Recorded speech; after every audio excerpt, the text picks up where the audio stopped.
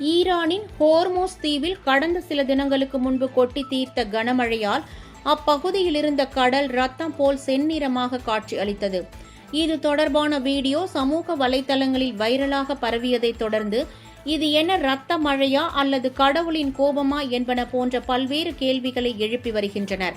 இருப்பினும் அங்குள்ள மண்ணில் அதிக அளவு இரும்பு ஆக்சைடு இருப்பதால் இது போன்று ஏற்படுவதாக விஞ்ஞானிகள் விளக்கமளித்துள்ளனர்.